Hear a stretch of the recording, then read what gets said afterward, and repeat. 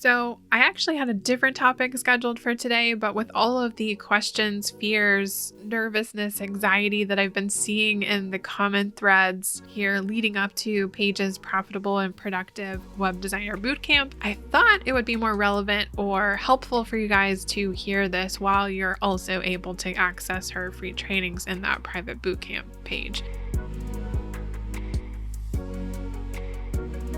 Before I dive into that, if we haven't met before, my name is Caitlin and I am a Squarespace designer and educator. I have been a designer since 2006 and I've been doing websites since 2017. So I've got a lot of client service experience to share and a lot of mindset tips for you because I've had to overcome them myself. Let's dive in because I have a little bit of a pep talk for you today. I actually had a different topic set for today, but I've seen a lot of questions in the past week or two leading up to Paige's free Profitable and Productive Web Designer Bootcamp because there's live trainings related to becoming a web designer. And I figured the mindset piece is more relevant for you guys right now. And so I rearranged my whole schedule so that we can talk about this instead. So I just want to give you a little bit of a pep talk, essentially. The questions that I've been seeing are like, is the market oversaturated? Are there too many web designers? Is there enough demand? Can I actually charge more than $5,000 for a Squarespace website? And the answer is the fear of oversaturation is unfounded.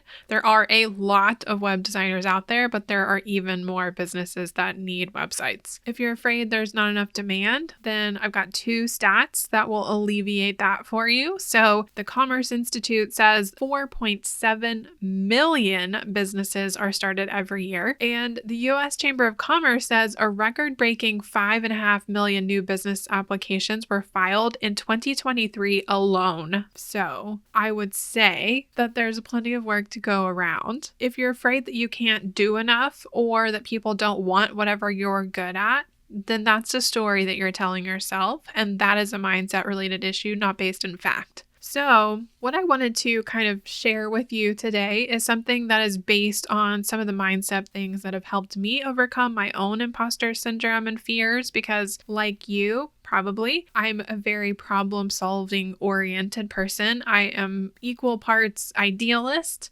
dreamer, visualizer, and analytical, logical, and problem solver. So my brain, as an Enneagram 6, is constantly worrying, trying to solve problems that don't even exist yet. Like, if we went to the beach, I would be planning for how many towels we needed for just 2 people, just in case someone spilled a drink, just in case someone dropped their towel in the water, just in case our dog needed to be washed off too or dried off too. So I am that person that's planning 5 steps ahead to make sure that there's no problems within those 5 steps at all times. It's exhausting. I've learned to work with it. Knowing my Enneagram, by the way, has helped me in my business because I understand my behaviors. I know more or less what my strengths and weaknesses are so that I can predict those things and work with those aspects of my personality and find ways that, where they don't hurt my business, but they actually strengthen my business. So if you're into that kind of thing, go check out Abby Howe. I'll try to link her YouTube channel below. She's an Enneagram expert. She has really interesting and entertaining videos to watch so that you can understand more about your personality type.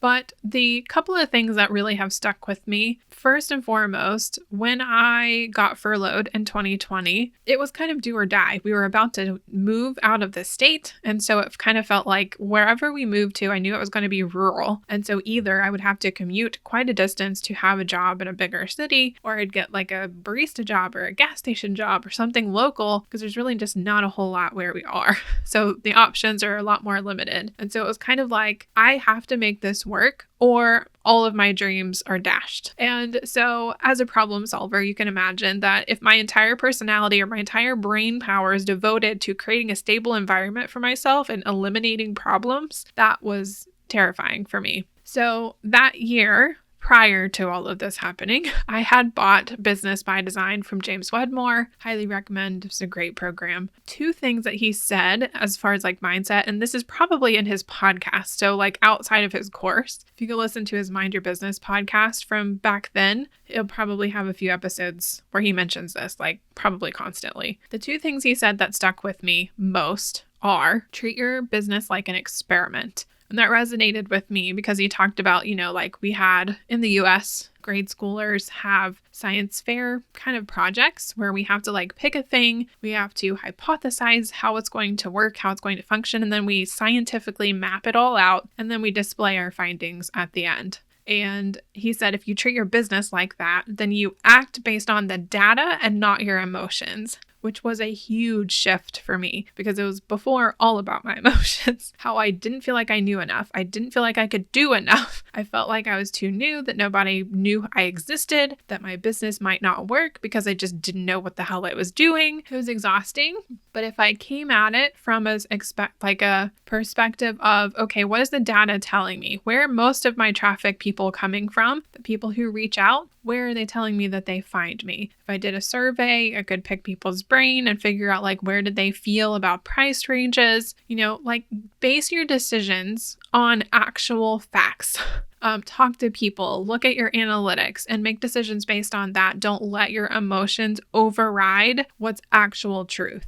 So that was one really big thing. The second thing was that and this is more conceptual, when we wake up in the morning and our alarm goes off, we're not laying in bed wondering whether the sun will come up that day. We know it will. So we get out of bed and we go about our day planning on the fact that the sun will be in the sky at some point. Even if we get up before the sun, we know it's going to be there eventually. If we get up after the sun, then we know it's going to be shining outside. So if we treat our business in a similar way, don't delude yourself. But at the same time, if you go about your business planning for acting like it can succeed, because there is plenty of evidence to show that your business can succeed, right? It's not a question of will it be able to. That's up to you. You got to put in the work. But it can. It absolutely can. That's a fact. It does work. Thousands, millions of people have shown that businesses work, right?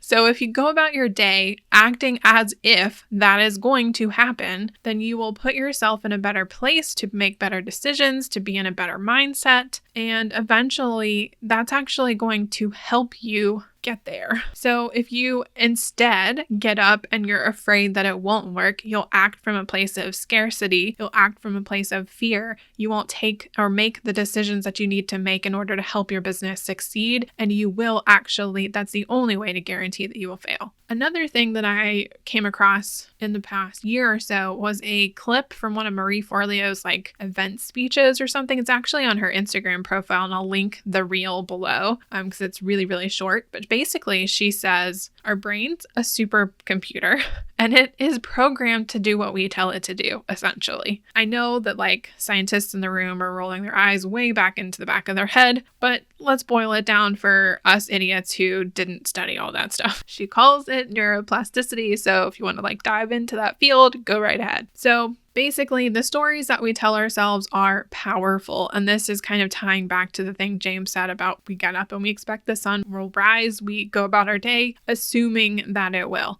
acting like it will. We will plan our day based on the fact that we know the sun's going to be there. So self-talk shapes our brain. That's what Maria is saying from her research into this. And I'm sure you can find more accurate information from actual scientists, but her spin on it was really powerful for me. Self-talk shapes our brain, which shapes your beliefs, which drives your behavior, which creates your thoughts, feelings, and experiences. And that creates your reality. So basically, whatever we tell our brain most is what it believes. And whatever it believes, it's going to help us achieve or create because it has no choice. We are the ones that have the choice. So I just wanted to throw that out there. Also, I will link to this video where I mentioned something that I learned from Mel Robbins, where she said, let's stop calling it imposter syndrome. And that was for me too. So definitely go check that out next. I hope this has been helpful for you. I know it's a little bit last minute and a little bit unrelated to things I've been talking about, but with all of the fear that I've been hearing about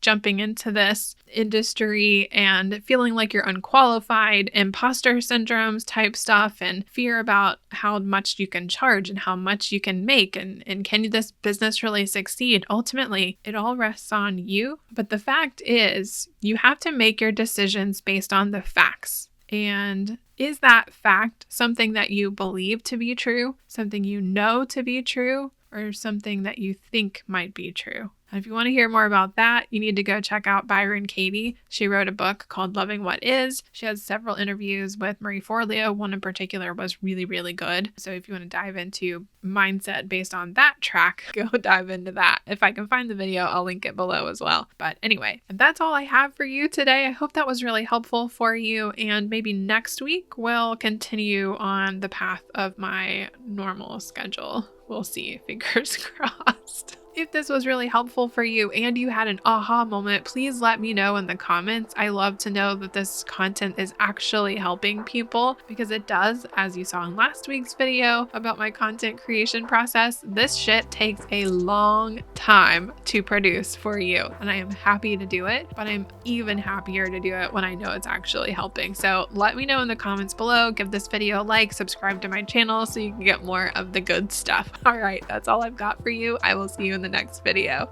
Bye.